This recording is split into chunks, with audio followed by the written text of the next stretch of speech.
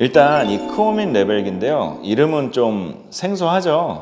듣보잡이죠. 듣보잡. 듣도 보도 못한 크오민이라는 브랜드의 레이저 레벨기인데, 두 가지 관점에서 리뷰를 한번 해볼게요. 첫 번째는 DIY나 셀프 인테리어의 관점이거든요. 아무리 내가 최소의 연장으로 뭔가 작업을 하려고 해도 사실 이 레이저 레벨기가 있으면 좋은 건 사실입니다. 셀프 인테리어 하시는 분들은 일회성일 가능성이 크죠. 공사 끝나면 이것도 뭐 언제 써먹겠습니까? 짜달 때나 한번 사실 거의 쓸 일이 없거든요. 그 말인 즉슨 굳이 비싼 게 필요 없다는 거죠. 그래서 요 가격을 일단 보시면 가격 자체는 상당히 괜찮아요. 이 녀석에 비해서 훨씬 저렴한 거죠. 왜냐, 얘네들이 워낙에 좀 고가다 보니까 이런 거를 뭐 배터리 포함해서 뭐 4, 50만 원에 산다? 만만치 않죠. 8650 셀 배터리가 들어가고요. 충전기도 같이 포함돼서 구성이 돼 있거든요. 이 배터리는 뭐 잃어버릴 수도 있고 수명이 다해서 망가져서 버릴 수도 있고요. 근데 요거는 뭐 다이소나 뭐 인터넷이나 아주 흔하게 구할 수 있는 요 18650 건전지라서 얘를 이렇게 뒤에다가 배터리를 넣어주면 되는 거거든요. 이런 식으로 해서 뚜껑을 찰칵. 레이저 레벨기에서 가장 중요한 게 요 레이저를 쏴주는 요 녀석이거든요. 요걸 이제 다이오드라고 하는데, 사실 본체는 다 중국산이에요. 미러키도 마찬가지고 다 본체는 다 중국산이에요. 다이오드 부품이 어디 거냐가 사실 좀 중요한데, 크오민 제품은 다행히도 일본 겁니다.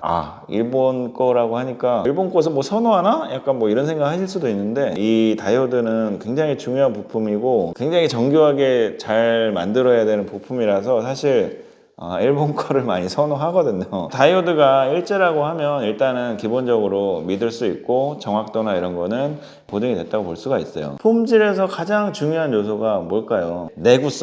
내구성은 제가 왜 따지냐면, 다른 건 몰라도 이거는 진짜 꼭 보고 사셔야 돼요. 자, 여기 가장 중요한 부품이 들어간다고 말씀드렸죠. 아주 비싼 부품. 근데 요 아주 비싼 부품을 보호해주고 있는 요 보호막, 요게 굉장히 중요하거든요. 대부분 보면 이게 굉장히 야무져요. 이거 손으로 뜯으려고 해도 안 뜯어져 진짜.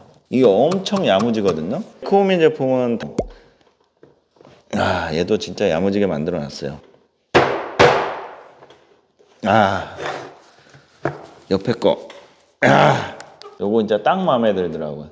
왜냐면 이거 떨어지면 이 안에 유리 깨져서 레벨기가 끝장나는 거거든요. 전문가 관점에서 한번 판단을 한번 해볼게요. 일단은 전문가 관점에서는 보디라는 거죠. 보디. 지금 이렇게 바닥 수평용으로 따로 레벨기를 하나 제가 쓰고 있어요. 이거 같은 경우에는 이제 360도는 아니고 이제 한쪽으로만 해서 이렇게 낮은 라인이 나오는 애인데, 굉장히 낮게 나오죠. 이 낮은 레벨을 보는 일이 없을 것 같지만 은근히 이게 많이 있거든요. 그 마이너스 걸레바지 같은 경우에는 바닥에 일정하게 80mm나 90mm를 띄운 상태에서 수평을 정확히 봐줘야 되는데, 이런 애들로는 볼 수가 없는 거예요. 아무리 낮아봐야 지금 디월트 같은 경우에 115mm거든요. 근데 우리가 쓰는 걸레바지 90mm잖아요 보통.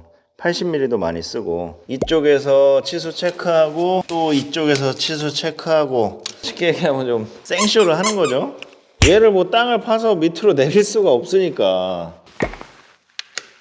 지금 바닥에서 뜨는 게 거의 한 5mm 정도까지 붙거든요. 수평몰탈 라인 봐도 될 정도로 바닥에 지금 많이 밀착이 돼요. 저런 식으로 바닥 걸레바지 수평이나 아니면 방통목을 때린다던가 이런 거 할 때 이렇게 낮은 레벨을 보는 경우가 의외로 생각보다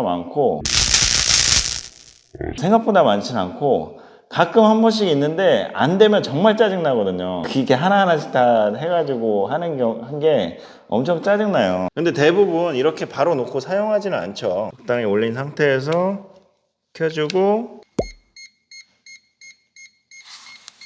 이거는 조금 수평이 안 맞으면 이렇게 얘가 좀 정신 못 차려요. 얘가 허용할 수 있는 수평 범위가 있기 때문에 수평이 안 맞으면 좀 못 잡고. 이렇게 못 잡냐 너? 이 바닥 수평이 좀 민감하네, 이 보디가. 이 상태에서 디월트 거 한번 껴볼게요. 디월트는 어떨까요?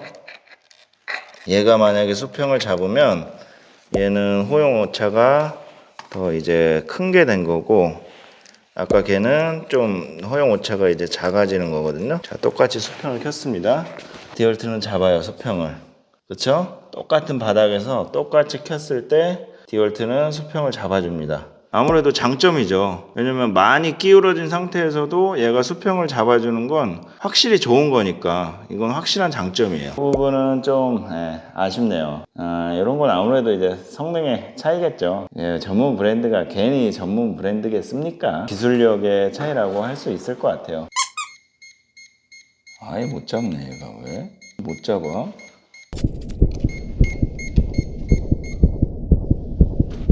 원인을 찾았어요. 이게 홀더가 높아질수록 수평이 민감한 건 맞는데요. 어쨌든 이 BM1 홀더 이 자체는 얘 전용은 아니라는 거죠. 근데 얘 같은 경우에는 이렇게 전면으로 놓게 되면은 일단은 무게중심이 앞으로 쏠려요. 이 홀더가 올라갈수록 이 앞쪽에 힘이 많이 가해지니까 이제 더 끼우뚱하는 거죠, 앞으로.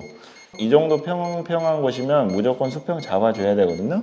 근데 못 잡아요. 그래서 이렇게 뒤로 돌려보니까 잡아요. 서로 이렇게 마주봐야 궁합이 맞아지나 봐요. 이렇게 서로 마주보게 되면 무게 밸런스가 얘랑 잘 맞아지면서 잘 잡혀요. 그 외에 뭐 인터페이스라든지 이렇게 심플하게 구성된 게 나쁘지는 않아요. 자, 정리 한번 해드릴게요. 따지고 보면 신콘이나 이런 코어민이나 뭐 같은 회사의 다이오드에 같은 중국 공장에서 뭔가를 가져와서 하면 사실 같은 제품이라고 말할 수도 있어요. 근데 저희 같은 소비자 입장에서는 또 그게 아니잖아요. 신콘이라는 브랜드가 있으니까 그 브랜드 때문에 사실 조금 더 비싸도 그거 사는 거잖아요. 반면에 이런 코오미는 아무리 좋은 회사의 다이오드를 쓰고 이렇게 신경을 많이 썼다고 해도 브랜드 인지도가 없으니까 어쩔 수 없는 거잖아요. 아무리 좋다고 주장을 해도 소비자들은 그걸 모르니까.